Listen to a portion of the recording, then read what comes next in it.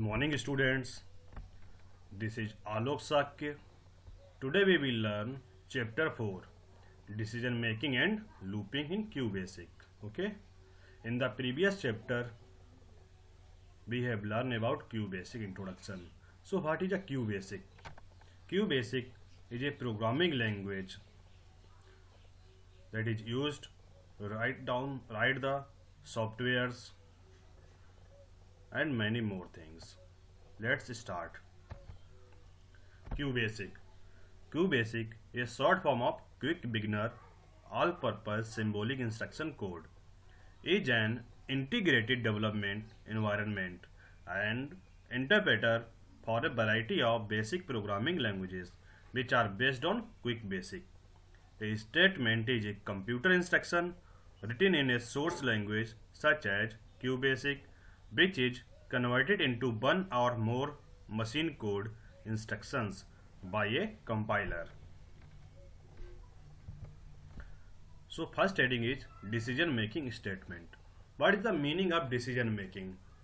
Decision making means you will give a condition and based on that condition our program will execute.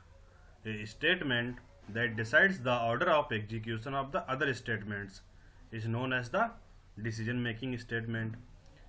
Statements are based on the specified conditions are known as conditional statements. तो हमारे यहाँ पे दो तरह के statements हैं. एक कि हम किस तरह से अपने डिसीजन मेकिंग स्टेटमेंट्स को एग्जीक्यूट करना चाहते हैं. कौन से हमारे पास 10 स्टेटमेंट्स हैं. किस स्टेटमेंट को हम पहले एग्जीक्यूट करना चाहते हैं, किसको बाद में यूज करना चाहते हैं और एग्जीक्यूट करना चाहते हैं. सेकेंड है कंडीशनल. कंडीशनल स्टेटमेंट में हम कंडीशन देते हैं और हमारी कंडीशन ट्रू है तो हमारा फर्स्ट स्टेटमेंट एग्जीक्यूट होगा और कंडीशन फॉल्स है तो सेकेंड स्टेटमेंट एग्जीक्यूट होगा. So there are three decision making statements in QBasic. तो QBasic में हमारे 3 decision making statement है. फर्स्ट वन है go to statement, second if then statement, third if then else statement. Okay, अब हम इसके बारे में एक एक करके पढ़ते हैं. First, the go to statement is used to transfer the program control from one statement to another. तो गो टू स्टेटमेंट का यूज क्या होता है, इस प्रोग्राम को एक लाइन से दूसरे लाइन में कंट्रोल सेंड करने के लिए किया जाता है. जैसे syntax go to line number. For example अभी हम लाइन 4 में एग्जीक्यूट कर रहे हैं किसी प्रोग्राम की. अगर हम चाहते हैं कि लाइन 4 से डायरेक्टली हम लाइन 10 पे पहुंच जाएं तो वहां पे हम गो टू स्टेटमेंट का यूज करेंगे. Go to line number 10. जैसे हम गो टू लाइन नंबर 10 लिखेंगे यहाँ पे, वैसे हमारा प्रोग्राम लाइन 4 के बाद में डायरेक्टली लाइन नंबर 10 में एग्जीक्यूट करने लगेगा. If then statement.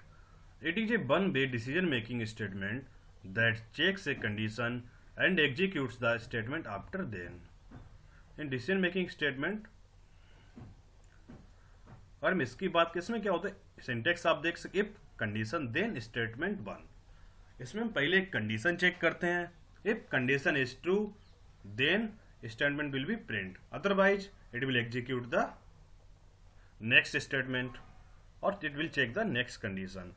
इसमें हम only one way decision making statement है तो इसमें ओनली हम वन कंडीशन ही चेक करते हैं. कंडीशन ट्रू है तो हमारा आंसर प्रिंट हो जाएगा. अगर कंडीशन फॉल्स है तो कोई भी स्टेटमेंट प्रिंट नहीं होगा और ये सेकंड कंडीशन चेक करेगा. ओके,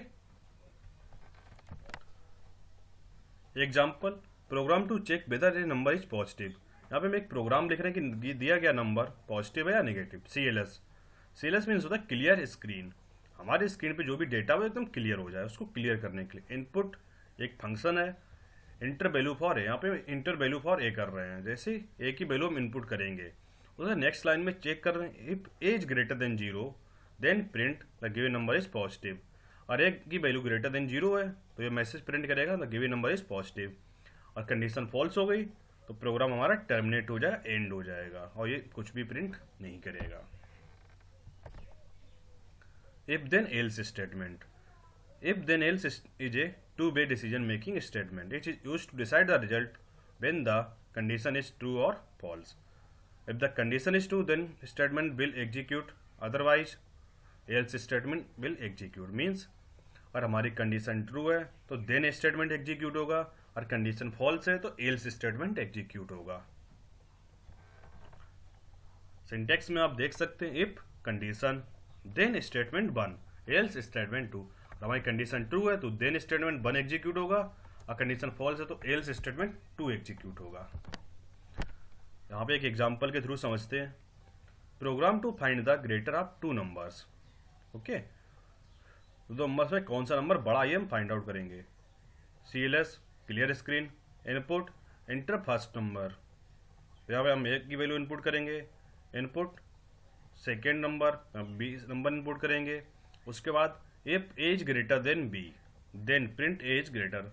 अब कंडीशन चेक, अगर ए बी से बड़ा है तो ए प्रिंट करेगा, otherwise B is greater B print करेगा। हमारा प्रोग्राम फिनिश हो जाएगा। Thank you students.